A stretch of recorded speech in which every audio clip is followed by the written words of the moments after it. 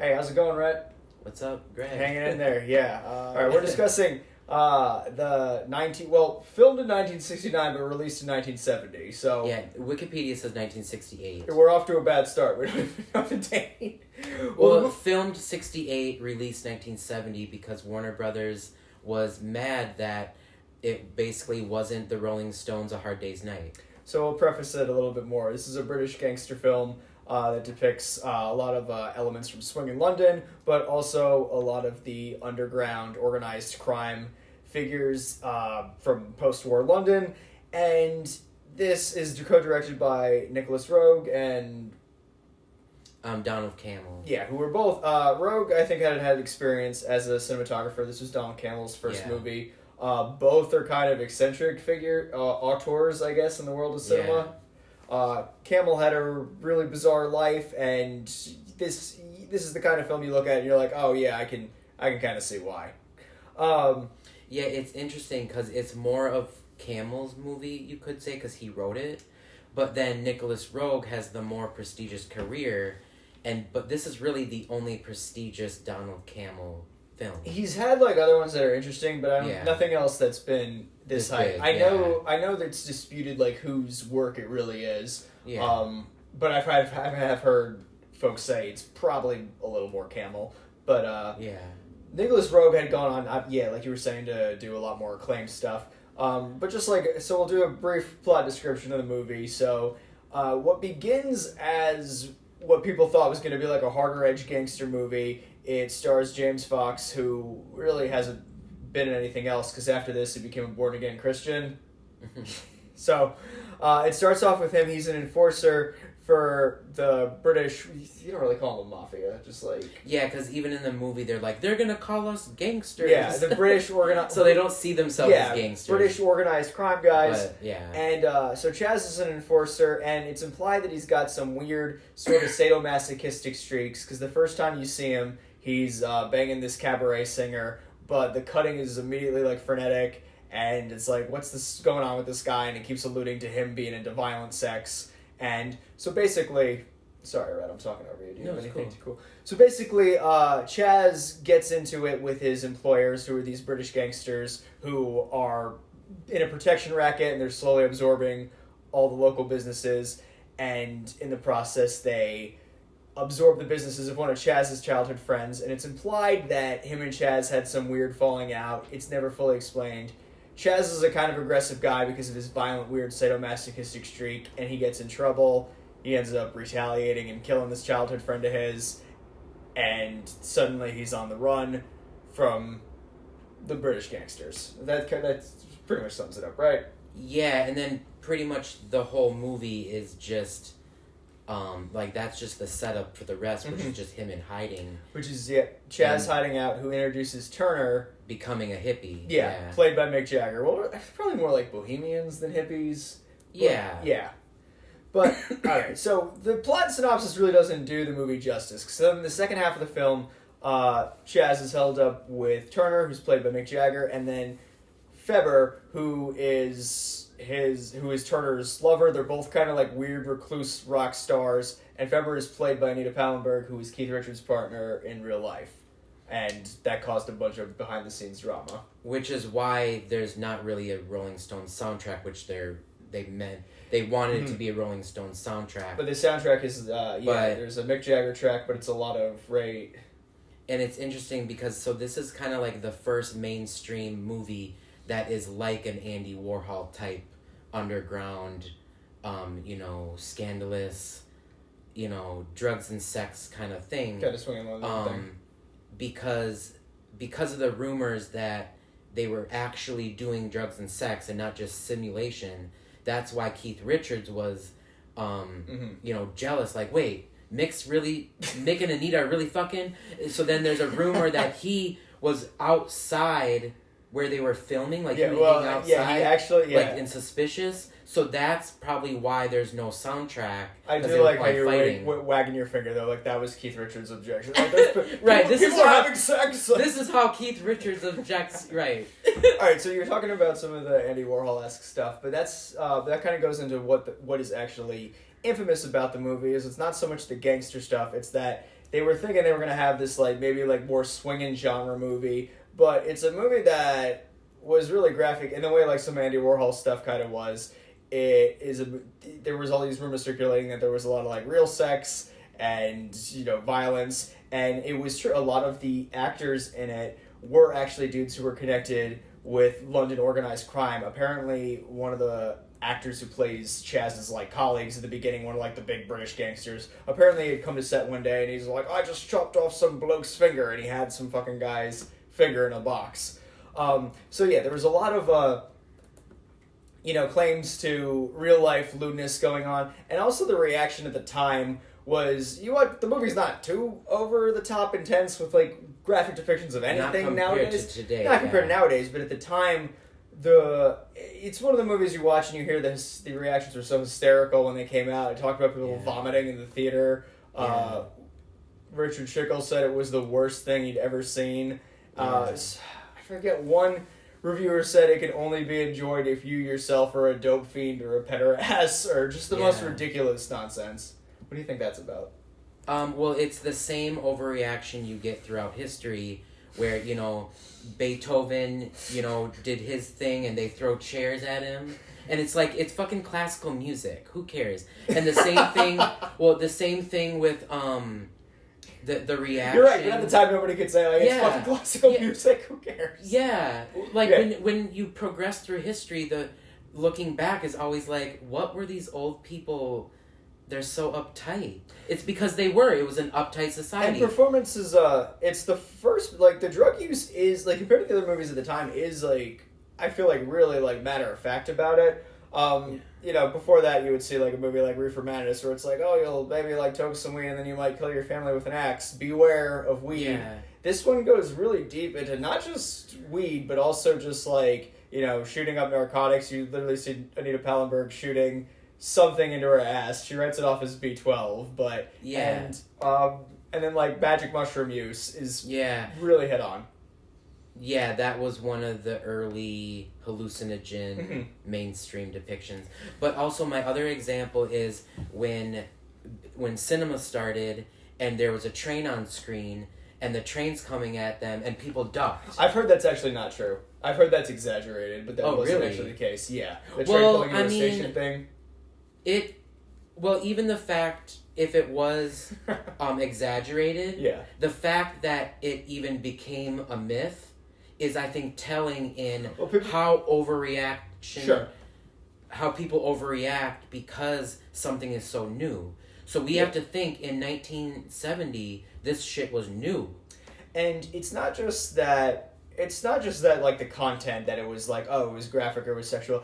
I feel like some of the themes that maybe people couldn't put their fingers on at the time were also a little bit unnerving, because the whole premise of the movie is that as we alluded to, Chaz has this, like, weird sort of maybe sadomasochistic kind of streak, and for the whole first half of the movie, he's the aggressor, but then in the second half, the artists, who are these kind of like weird reclusive figures. I didn't realize how much like Mick and Anita kind of playing these like almost like vampire type figures.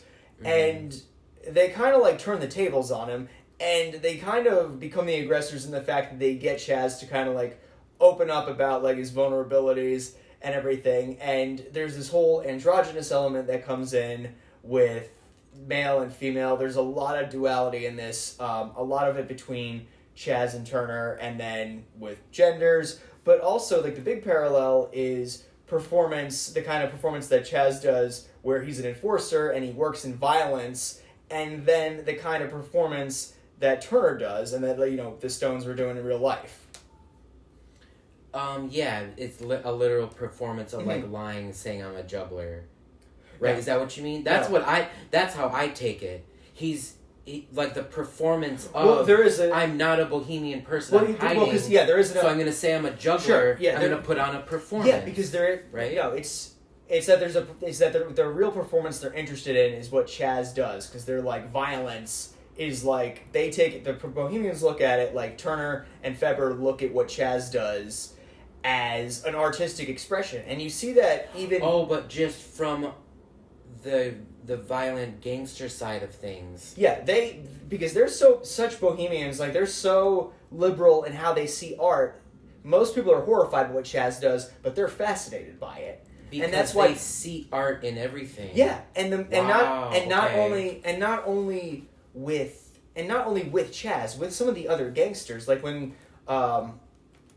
Chaz's childhood buddy retaliates, there's this whole bizarre sequence when they come to his apartment and they beat the shit out of him, but they're also throwing red paint on his walls, and again they start like spanking him with a belt, more Chaz's weird sadomasochistic stuff, but it's depicted as like kind of like this act of artwork. Yeah, like artifice. Absolutely. Yeah. And acknowledging that it's fake. Brechtian or whatever. And as soon as like Chaz doesn't have that like weird masculine like angry edge, like he's suddenly not the gangster who's in control anymore. It's Feber and it's Turner. They also look at the screen and break the fourth wall, also Brechtian. Yeah, artifice. Of course, yeah. So that also... Yeah. Right, okay. And it's not Makes only... sense.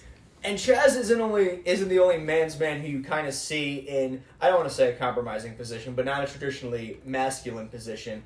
Because when the British gangsters, after Chaz gets him in trouble, and they have to basically go to the mattresses, there's this whole sequence where the British dudes are held up in the hotel, and they've got like their shirts off, and they're in bed together, and it's just not what you're usually accustomed to seeing with like man's men in movies. And it's weird because this movie actually predates like The Godfather and other like mafia stuff and everything. Yeah.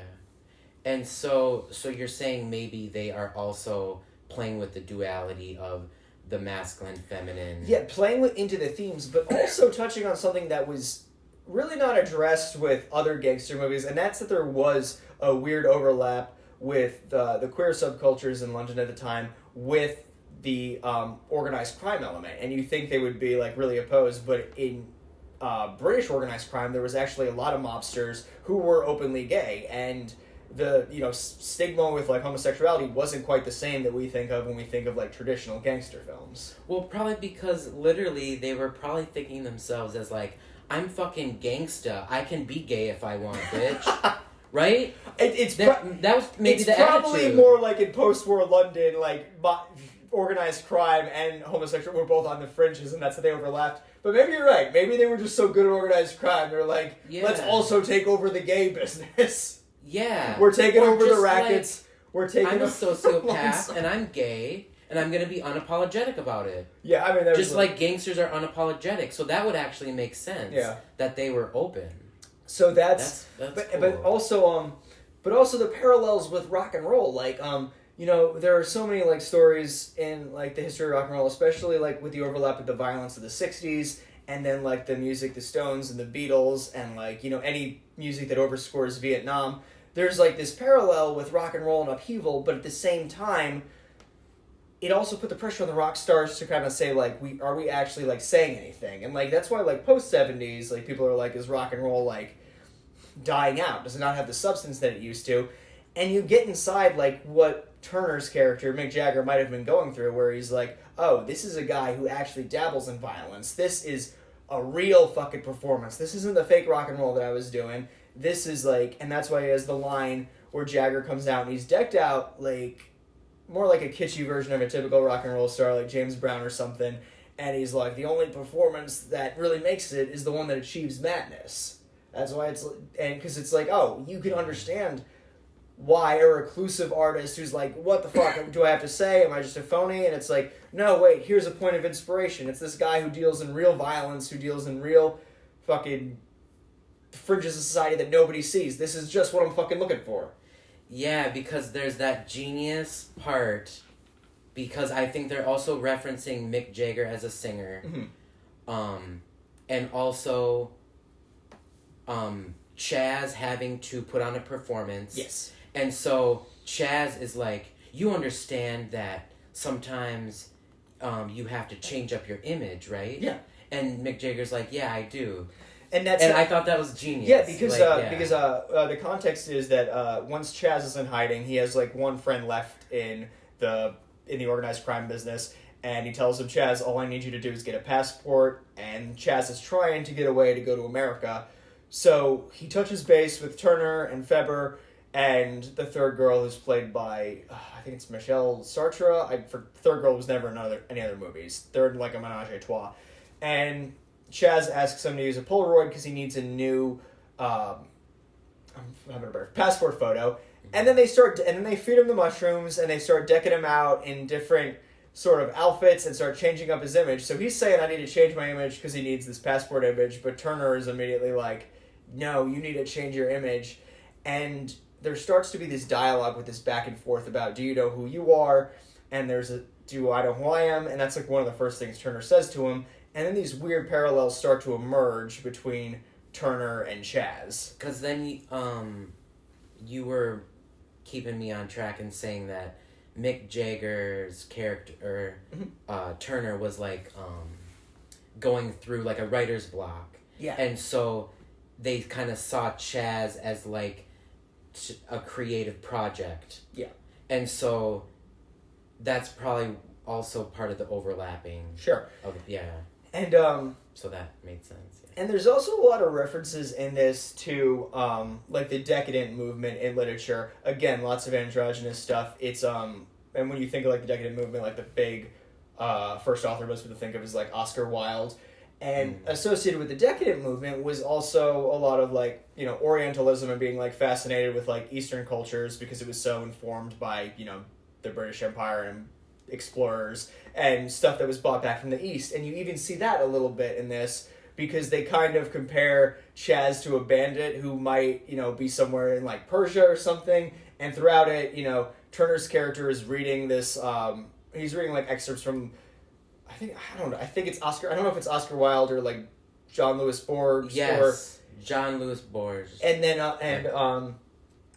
and it's all like very like Oriental stuff with like an air of like mystery to it about the East and everything. And Turner's reading excerpts from this as, you know, Chaz is fading into his like mushroom hallucination.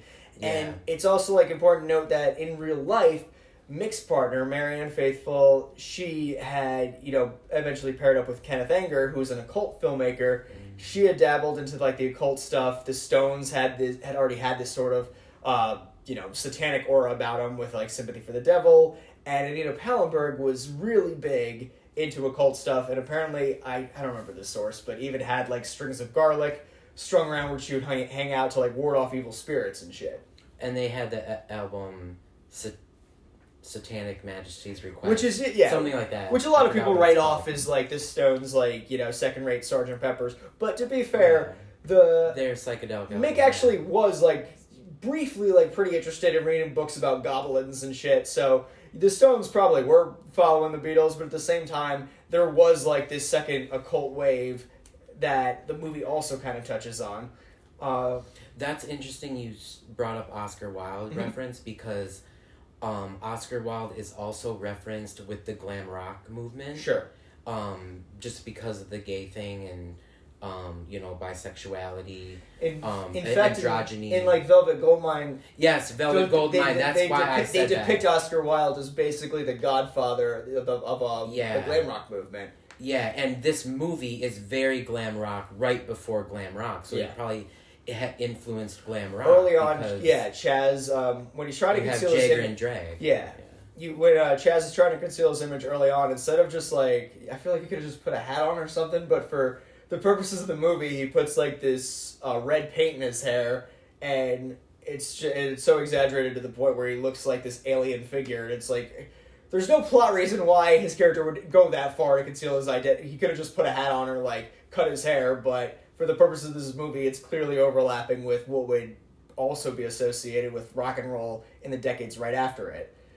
I lost it. He's not even the one who smoked weed before. Like, I know. It's so crazy. Alright, so just off the top of your head, if we're not even talking about any of the themes, what were like some of like the shots that stood out for you? Because there are so many, even if you're like, no, I think Performance is just a movie for pederasts and drug addicts, and I think it's a piece of dated hippie nonsense. There's so many, in my opinion, just like cool little cinematic abstractions. Okay, so for example, it also depicts a lot of Chaz's point of view as the psychedelics start to take hold. And there's a lot of really like cool distorted images of when it starts to kick in, where he's like looking at the table and it's emphasizing all these weird patterns. And is that a Gmail notification? And but the big one is the way it sort of like shifts to this music video type setup when Chaz really wants to get inside. When Turner really wants to get inside Chaz's head, the way he does it is he sets up a performance when Chaz is like really feeling the mushrooms, and then it revisits a lot of the same setups we see with Chaz is with the gangsters. Only now Turner is in the role, and I don't know where I was going with that. I was hoping you were going to have more to say at this point. I'm kidding. No, it's cool. No, it's definitely like a movie about identity and. Those two roles kind of almost, intertwining like a Louis Buñuel. Yeah. And you see that even in the beginning when it cuts back and forth between one of the court cases involving the organized crime involving Chaz's employers, I should say. There's a court case in the beginning, but it keeps cutting back and forth between really rapid editing between Chaz being an enforcer and just like kind of like terrifying the whole neighborhood, and this diatribe from this British lawyer about who's guilty, and it's like the duality not only exists between like the sexes, male and female, and like the artist and the violence, but even in the way like the editing happens with some of like the sequences at the beginning, it's like piling on these like narratives on each other, and instead of like unfolding in a regular fashion, it's almost like this weird mosaic from the beginning, and I feel like there's this really interesting sound design that sounds like almost like a printer or something malfunctioning. All through the beginning, and I think it's like this Brechtian way of like distorting the audience so you're not thinking of it in like a linear fashion. Yeah, I think that's a Nicolas Roeg influence because, and that's probably why he got a director's credit because that editing is probably his idea because he did amazing things with editing. It's a trait you see in like some the of movie his Bad Timing. Yeah, like in some of his subsequent films. And, he does amazing things with like, editing. Don't Look Now is really known for that, with kind of just like intercutting like glass breaking and then just like a lot of innovations in editing. Nicolas Roeg like set the standard for modern filmmaking. But the one that I don't know if we could get into this without spoiling it, but it's the bullet sort of point of view that happens. Yeah, when Chaz shoots Turner. Yeah, you see the bullet point of view in a lot of movies, and it seems like this is the movie they're referencing. Yeah, and it's really cool because it's also an old school way of doing it. Like you see these like cloth grain is funny, and there's a ton of callback sounds corny. It doesn't really do it justice, but a lot of the lines and discussions with the first half of the movie resurface kind of later as Turner is literally getting inside Chaz's head. In fact, he describes it that way, that he wants to get inside his head, and then Chaz kind of literalizes that idea when he shoots Turner. Literally a memo from Turner. There you go, yeah. Yeah, that's the song. Memo. Oh, we cracked the code, guys, yeah. That's how I took it, because he's literally, it's this sequence where he's talking to the other gangsters, and it kind of like what you were saying, like how you kind of blamed Turner for Chaz getting off of track and then getting in trouble with the gangsters eventually. And that, to me, was also kind of like the memo from Turner. Like, he's singing this song too, and kind of preaching to these stupid gangsters with their kind of almost conservative, old school ideas and stupid ways of living, and just criticizing their way of life from the bohemian, peaceful, more hippie point of view. That's what I think I did interpret a lot of the lyrics as criticism. Yeah, and it's interesting that the lyrics in Memo for Turner has these references to The Soft Machine, which is the book by William Burroughs, and Burroughs himself is referenced. And Burroughs hung out with the Stones during the recording. As Dr. Burroughs for the reference to heroin. And he's and he hung out with the Stones during the recording of Exile on Main Street. But he's also this figure who was who was obviously known for being a part of queer culture, but his content of his books was also like very violent and in your face, kind of like performance. I feel like if there was another precursor to performance, a lot of Burroughs' work definitely falls into that vein. Yeah, it's a perfect cross section of the bohemian and violence is William Burroughs, so that's actually perfect that they reference him. And so I think a lot of what's at play here is that duality of I don't know, for lack of a better word, it just seems like every aspect of life can be seen as like a liberal or conservative viewpoint. And I'm not even talking about politics. Mm-hmm. I'm talking about just there is a progressive point of view, like let's experiment, see what's a new way to survive and what's old and safe, play it safe, and no, we're going to conserve the old way. So I bring that up because when you read Donald Cammell's just the short synopsis of his life, that he's from this rich shipbuilding family. So it kind of like the John Waters story, where he comes from a rich family, but he rebels with this counterculture. Yeah. Like, no, I'm cool with the counterculture. I'm not rich and stuffy like my family. Which was the case with William Burroughs as well. Yeah, right. And so it's kind of like, well, and it makes sense because the elites are going to have better access. Well, no, it's just true. Okay, we'll go, yeah. Rich kids, yeah. I mean, no, but it's just a fact of life. Rich kids are going to have better access to getting into media than the poor kids. A lot of the times, yeah, the most rebellious lunatics do come from like upper class. Yeah, and also, you could say all pop culture is rich people trying to relate to poor people. You have these people earning millions of dollars, but they go to work and play characters of the middle class. Because I want to relate to you. I want to sell this product to you. Yeah. No, but it's true. This is what and the midterms have shown that nothing has changed. And so that you could say that's kind of like that's the gangsters, the conservative lifestyle versus the liberal lifestyle of the bohemians. But then the Donald Cammell, his real life, he's kind of identifying as Chaz. Mm-hmm. Like, I'm from the conservatives, but I'm infiltrating the bohemians. Because it's a perfect... And because when they're going he's over... writing what he knows. When they're going over what they want, when Chaz is still, like, using the story that he needs a new image, he says he's very old-fashioned, and I feel like the first fake passport photo they take, he's in a very traditional gangster outfit, and I feel like the first half does invoke more like traditional gangster movies, because when you see him and his childhood friend fighting, there's this weird, almost subliminal, like, black and white photo of these two kids, like, punching each other that looks like it's from a Warner Brothers gangster movie, and Chaz describes himself as being old-fashioned. And then what's interesting, because I want to bring up the thing I forgot before, what was brilliant about the performance aspect in terms of the bohemian perspective of them seeing the gangsters as a performance, because it's true.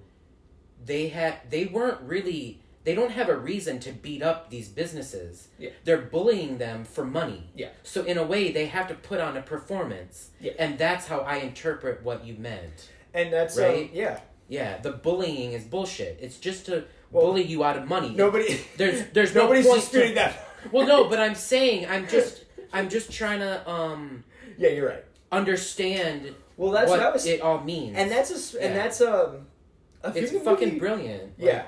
Well, that's why it's kind of surprising that despite having, Mick Jagger in it and it being this weirdly, like, sexually progressive movie when you think about it, and a movie that was, like, using a lot of techniques that are still kind of disorienting by today's standards, it's weird that it hasn't found the audience that other controversial movies from the same period still kind of have.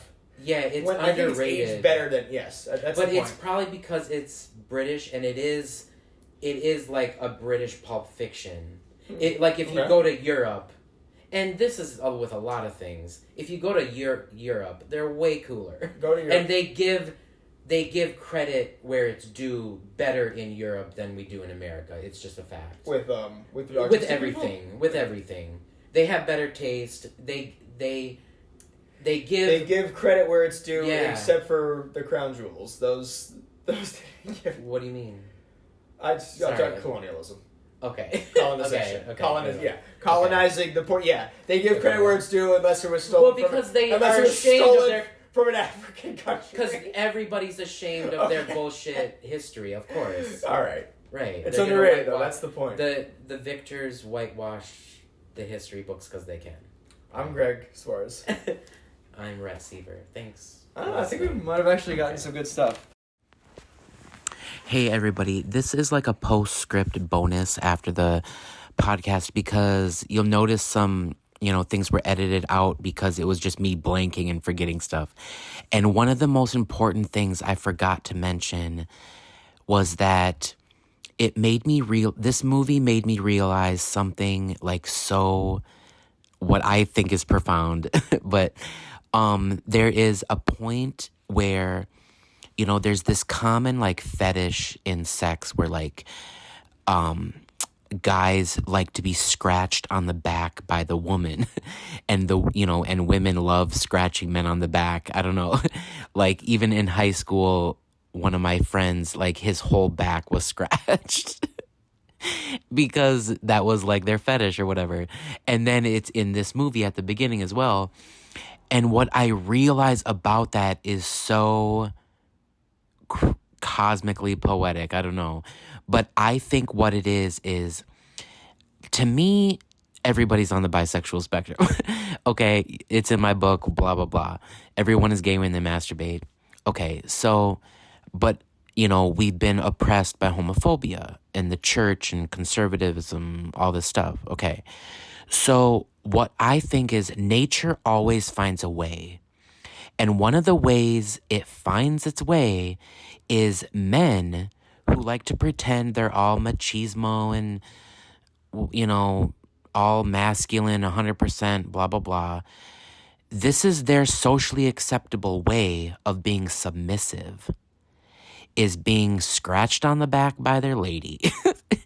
And it is so hilarious how no matter what, we tell on ourselves. And our ass will always be shown no matter what. And this, to me, is one of the ways where you can pretend like you're whatever you think you are, but something will always show your ass.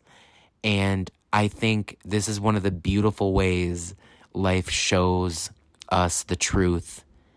And yeah, it's just that simple.